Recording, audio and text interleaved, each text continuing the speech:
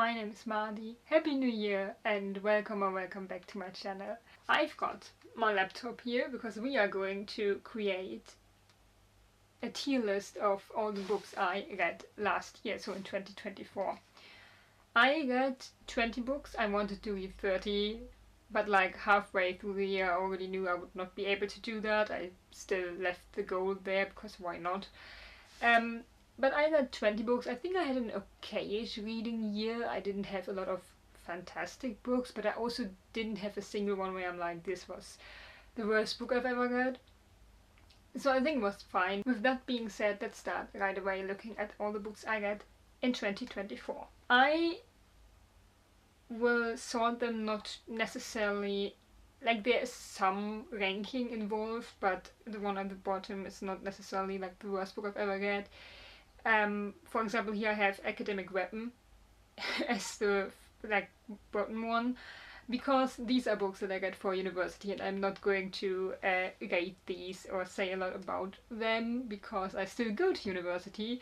Some of these books were written by professors or were recommended by professors, so it would feel kind of weird to rate them right now. Though to be fair, none of them were like bad.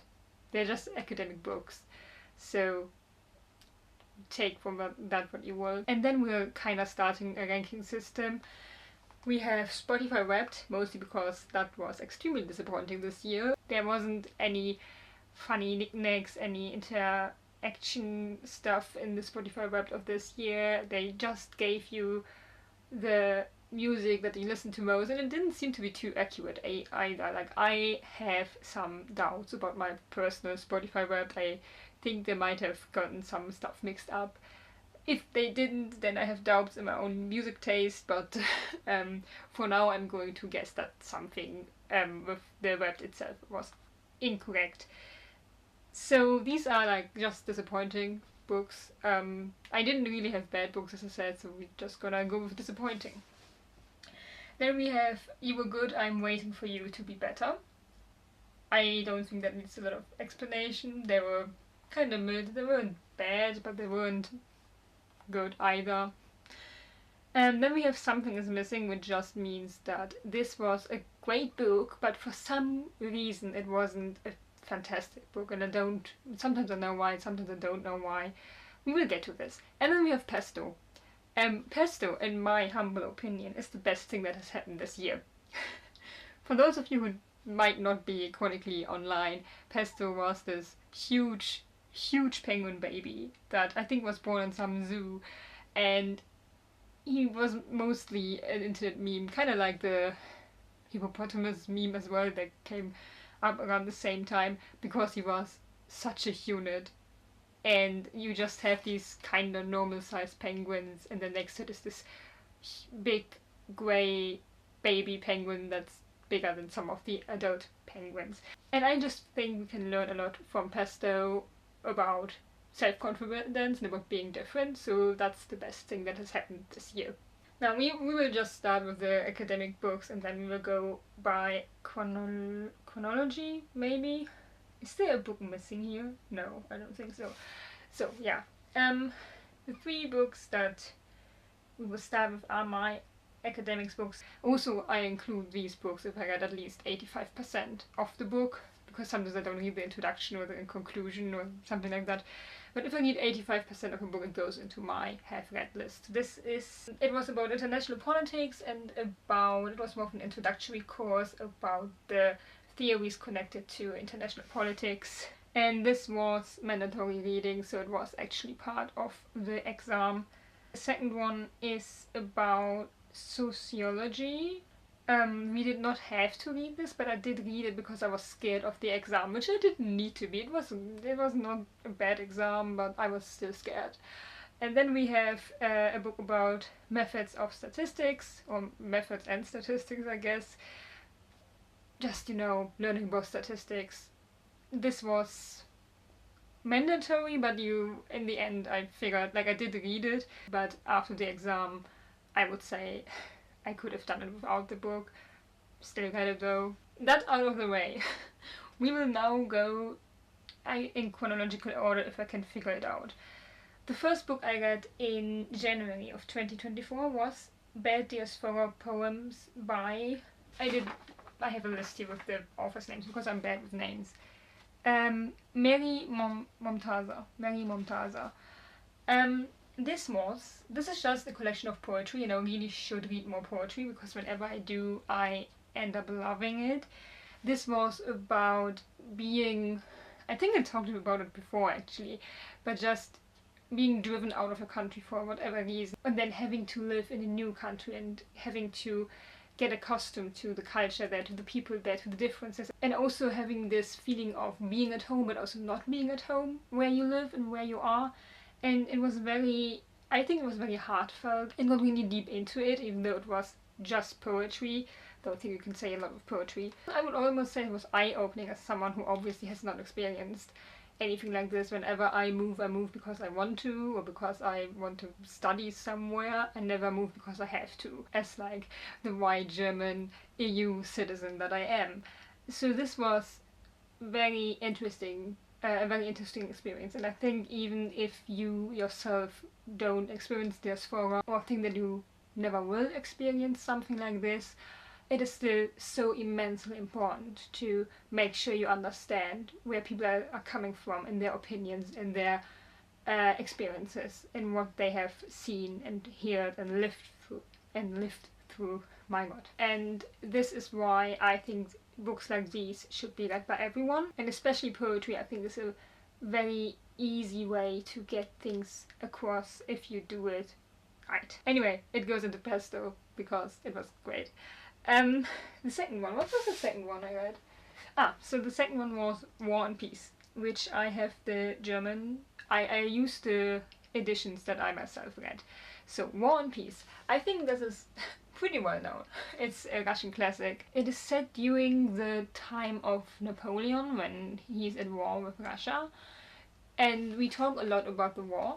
This is definitely a historical fiction book. Tolstoy himself did not live at the time that this plays. We follow so many characters. Be prepared to be confused by the names, because they also obviously, as they often do in classics, use first and second names, and it can get a bit confusing. But it was at times very emotional. I loved it a lot. I like the scenes where we can get very much into the characters, where we can see how they're connected and how they interact with each other. And all of this was extremely interesting to see. I could not tell you what the exact plot is, because there are like several subplots about people marrying each other and hating each other and liking each other. And then obviously the war is also a big point in this book. And that was kind of also what I did not like. Not the war itself, I like reading about wars, but Tolstoy does get lost in the specifics. And from what I've heard, it's extremely historically accurate, which is always great. But I don't need a 3-page description of like the exact tactics, because I'm not a military expert, and definitely not a historical military expert, so I don't get most of it anyway. And it did not help that he had these really dense descriptions of every single fight scene, but like without the fight, more of like the it was like reading a history textbook, essentially. A history textbook about military history. It was just a little bit boring at those times. Apart from that, I really loved it. And I think if it hadn't been for these long drawn out descriptions, it would have been a new favorite. But like this, it's just like something is missing, or I guess in this case, something is too much. It was just too much. Then the next book I read, I think like 3 or 4 days, it was God Killer by Hannah Kaner. I bought this because I had seen it on BookTube and I liked the cover. The cover is so pretty. So we follow this god killer, and she meets a girl who is in some way tied to a god. We also follow this, I think he was a knight, who is on a mission for his best friend, who is the king. And it was a good plot. It was nothing new. There was nothing here where I would say this will revolutionize the fantasy genre. It also, I don't know, it didn't catch me. It wasn't something that I would tell my friends to definitely pick this up. It was just, I do want to read the second book, but it's not on my priority list. So I would put this in You Were Good, I'm waiting for you to be better, because I do think that the second book could give us a lot more than the first one did, but I don't know if it will, because there has not been there has been some type of setup for the sequel, but not enough that I would say, okay, this will be definitely good. Yeah, I just moved the tablet thing. I'm sorry, that wasn't very smart of me to do. Anyway, we have The Belger by Sylvia Plath. I don't know if I would consider this a modern classic, considering it was written in the 60s, but it's definitely some kind of classic. So many people have told me how amazing they think this book is, and I got this gifted by a friend. I want to say to this friend, we don't often have a lot of luck with gifting each other books and giving recommendations. I don't know what's going on there. But it was a fine book, but especially in the beginning, the main character is so amazingly annoying. She's dumb and annoying and a bad friend, and those are three things that I just can't get behind.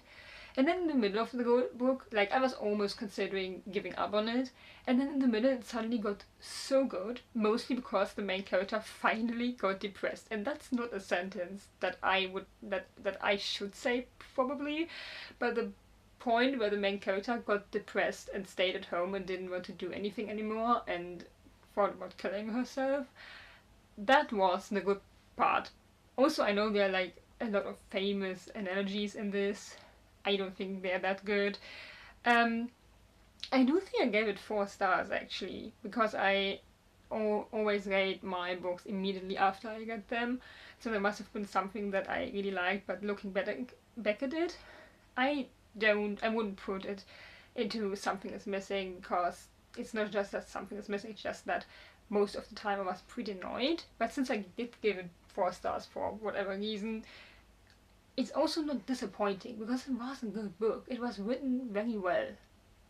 I just did not like the main character, not in the sense of you are supposed to hate the main character, but more in the sense of I wanted to throw my book at the wall, because she was so dumb.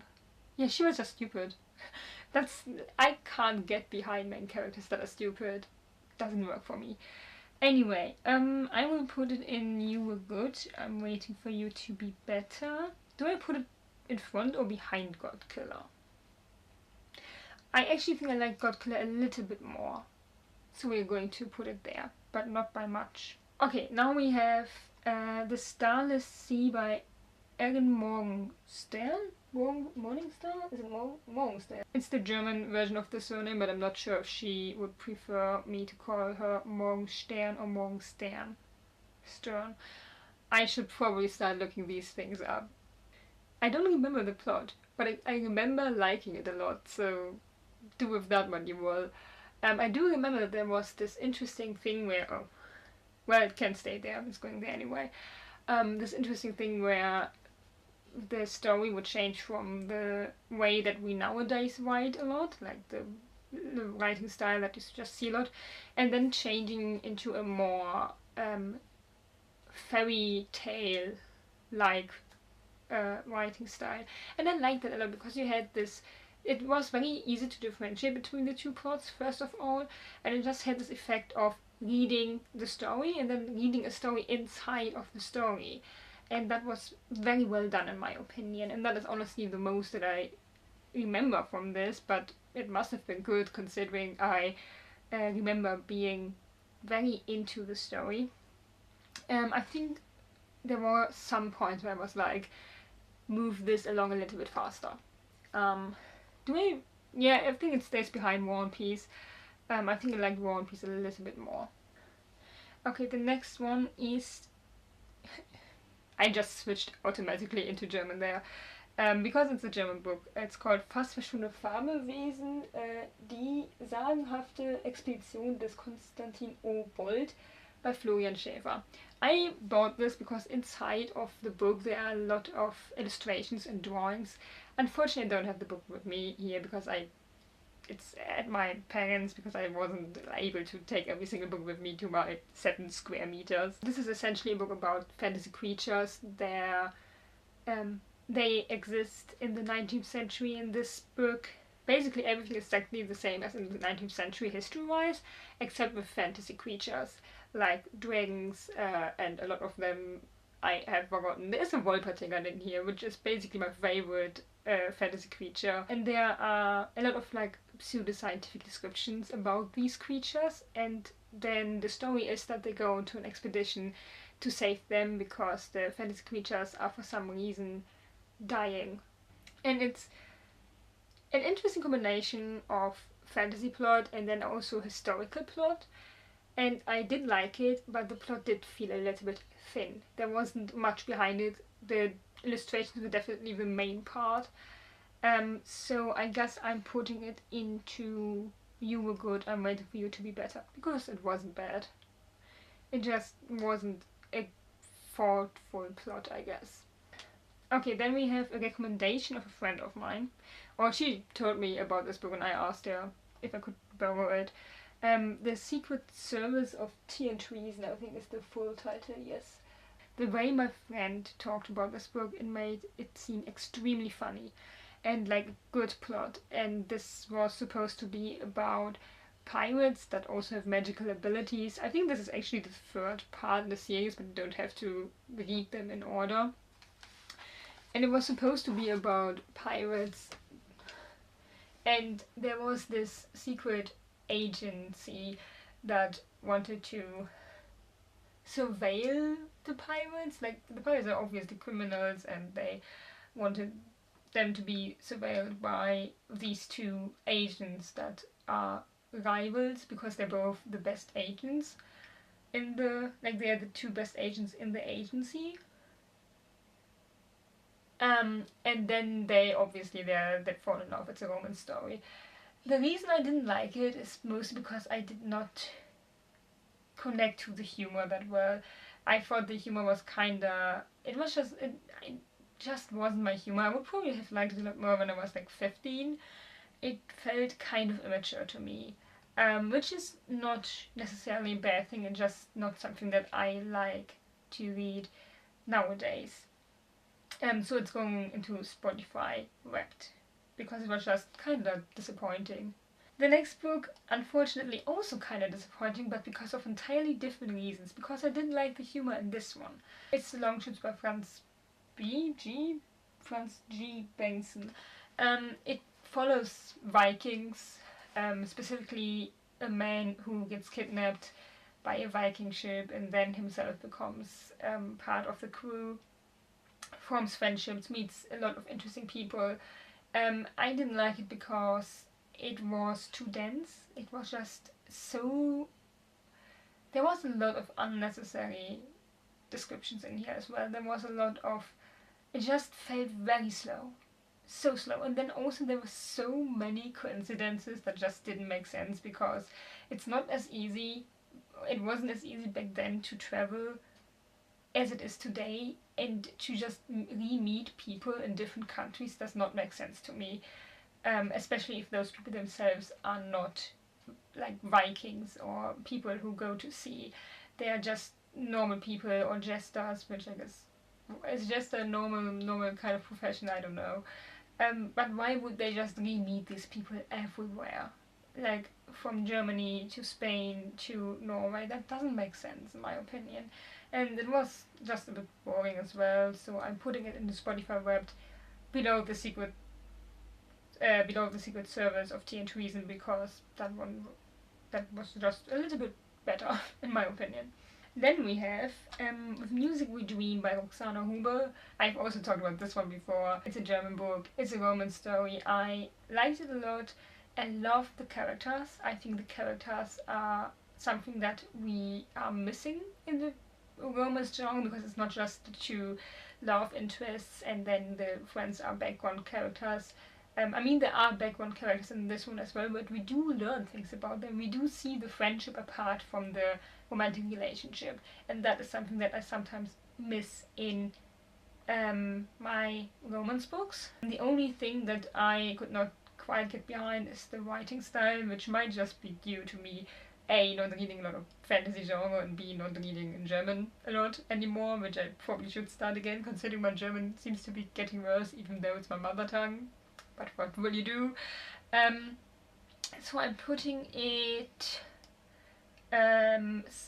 something is missing, or like something is just not quite clicking with me, but above the other books, because it was very close to a 5-star. The next one is the first part of The Count of Monte Cristo. I am at the moment reading the second one. It's lying on the floor right now, making my way through it very slowly. I think this should be the first book that you can find a vlog about if you want to know more.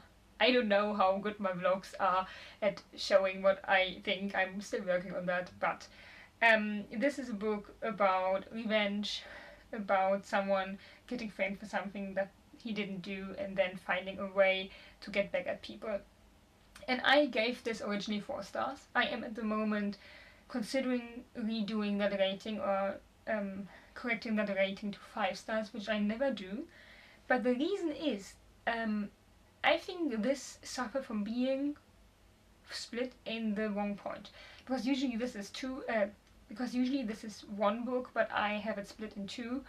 I have a version that is split in 2, and I think they just split it exactly at the halfway mark, and I think that was a mistake, because it's getting split in a point that's not very interesting, and they should have done it like 50 or 100 pages later when the first revenge is being shown or introduced, or started at least. So this just seemed drawn out and like a lot of unnecessary information, but in the end, now that I'm reading the second one, I'm not even 200 pages in, it has 700 pages, like only the second part. And already so much of the first part just makes so much more sense to be included. There is not really a lot of story that was unnecessary in there, it was just that it had to be connected to something else. And usually when you do like the first book and then the sequel, you try to tie it up in a way that at least makes it seem like the first book was not entirely random, and you don't want to have it seem like you just saving yourself with the second book. But because this was originally written as one book, obviously Dumas did not do that, because why would he? But the people deciding on splitting it at the middle of the page mark should maybe have thought about doing it later, because then the interest would be higher at the end of the first book. Anyway, so we are going, well, it is currently turning into a new favorite. I just haven't finished the second one yet, or the second part yet, so we are not going to put it quite in pesto yet, but we are going to put it onto Something Is Missing as the highest one, and then we are going to revisit it at some point, because I think this might actually go up after I actually finished like the entire story. The next book was Mordieu by Alex Phoebe. This was a good book. It was a fantastic book actually. It was not like the best book I ever read, but it was definitely a lot better than other fantasy books I've read in recent years. It's very dark. You have to be prepared to be triggered by something if you are easily triggered. We follow a young boy, and it's in this fantasy setting where, oh god, how do you describe this in like a few sentences? Basically, body parts, for example, can just come out of mud, and people can exist because of mud, and it's very gruesome at points. Anyway, this boy gets taken in by the master at some point, and then he has to fight this mistress, and things like those happen. I like the writing style, I liked the book. There was at the end a huge chunk of like extra information that I could just skip or could not skip. I did not skip it, I did read it. I don't know why, but it was not the perfect book, and I can't tell you what I was missing. Maybe it was just because I read it at a point where I probably should not have read it. in my own life, but I don't know, I think it's like above the Starless Sea but below War and Peace. I am looking forward to the second one. I also really like the cover styles of the books, the sketchy art style. I'm really into that. Which does not really, like, it has nothing to do with my rating overall, but just saying, the art style is amazing. I think the next one should be Matilda by Mary Shelley. This is a little bit more unknown. I think it is supposed to talk about incest between a father and a daughter. It was more about depression, at least from the back of this edition. There's probably an edition where it's described a little bit better. I did vlog that quite extensively, actually, I think. So if you're interested in that, there is a vlog somewhere. It was kind of disappointing, but I think it was better than Longships. It was kind of disappointing, mostly due to me expecting something else and not getting that. And also maybe I had extremely high expectations because Frankenstein by Mary Shelley is one of my favorite books. She does things in that book that aren't really done a lot in other books. Anyway, in Matilda she does not really live up to it in my opinion. It's only like 100 pages, so if you still want to see what it's about, you are at least getting through quite quickly. Actually, I think I got the order wrong. Yeah, I definitely got this one before I got Matilda, which is How to Take Over the World, Practices and Schemes. No, How to Take Over the World, Practical Schemes and Scientific Solutions for the Aspiring Supervillain by Ryan North. This is finally another favorite. It talks about scientific discoveries and inventions, but in a very humorful way. Of the idea is that you can take over the world with this, but in reality you just learn a lot about climate change and about why we can't just drill a hole into the earth until we are at the center of the world, or about how much space we would actually need if we wanted to live self-sufficiently. So that was extremely interesting and so funny, and I got through that so quickly. What was the next one? I think it should be Queen of the Wild. So the full title is Queen of the Wild, Pagan Goddesses in Christian Europe, an Investigation by Ronald Hutton. Very academic, it's not dense, honestly. It's easy to read, but you have to be prepared for more of the academic side, which is what I wanted. This is a non-fiction about the idea that to this day the culture of paganism and certain traditions live on in Christianity and also our modern world. Most of the time I really liked it. In the end there was just too much. It could have been like the end part, the final chapter, the second to final chapter I guess, could have been entirely left out in my opinion, even though it was interesting, but it wasn't really about goddesses at that moment, it was about a green man. But apart from that, he is very obviously an expert in that field. I know nothing about that field, so I don't really have a lot to criticize or compliment here. Would I say something is missing, or would I say it was good, but it could have been better?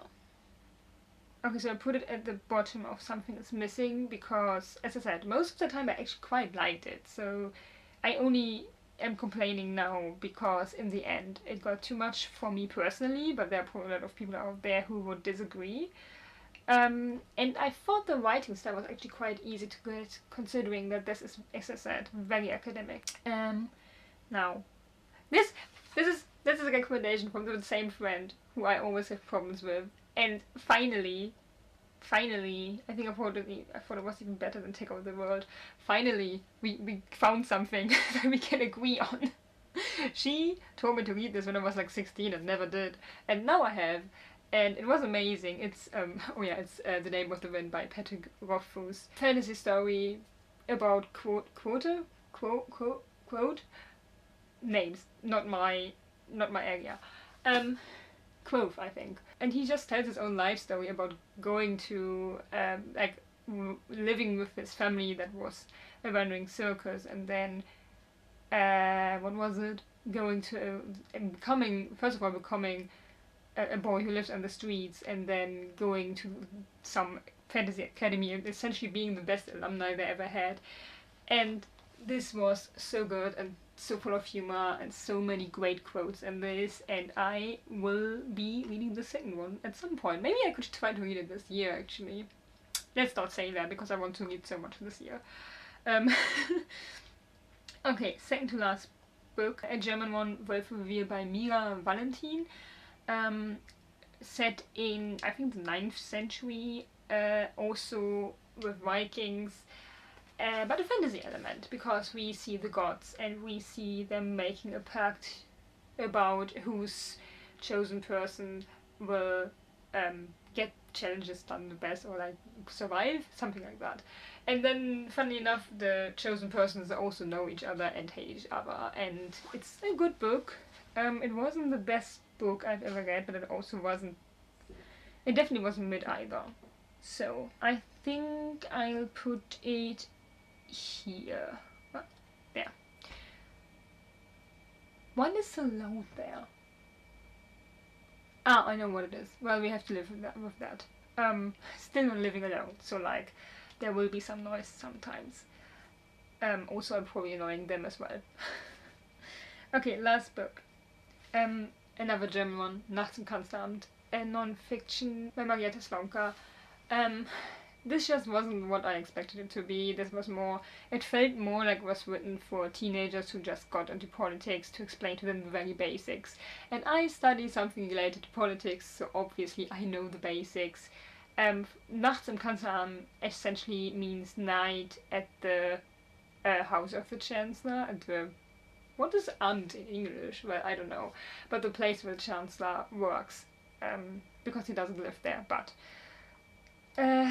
so it sounded more like secrets or something that maybe you don't always see in media or wherever, but it wasn't. It was just an explanation of how the German political system works, and I already knew that, so it was just kinda disappointing, unfortunately. If you are a German teenager or know a German teenager who wants to know more about politics, or who's just starting to learn about like the political system and about our economic system, then this is a good book, but not for someone like me who has been learning about that for years now. So, I mean, it wasn't bad. So we're putting that there. Yes. And that's that. And now it gets quiet that I'm done. No, okay, so that is that. I think this is a good list. As I said, I fell like 10 books short of my reading goal, and I only got 20 books this year, but I also, like, I go to university, I used to work, I just moved. I don't expect a lot of myself at the moment, concerning my reading at least. I didn't, as I said, I didn't read any books that I absolutely hated. I did read some books that I absolutely loved, so I think this is a good list. Anyway, we got that done. Do I have goals for this year? I don't make New Year's resolutions, so no. I did set my reading goal to 30 books again. Is that realistic? Not really. I'm trying to finish the academic part of my bachelor's at the moment, like this year, and I don't know where I'll be after that, because I do want to do an internship, but obviously I don't know where that will be yet, so I also don't know how much work that will be. So 30 books, probably not realistic, but I like seeing the progression bar. I know I could set it to 1 book on Goodreads, for example. I like seeing the progression bar. And apart from that, I don't have any goals for reading or the channel, or I mean I have goals.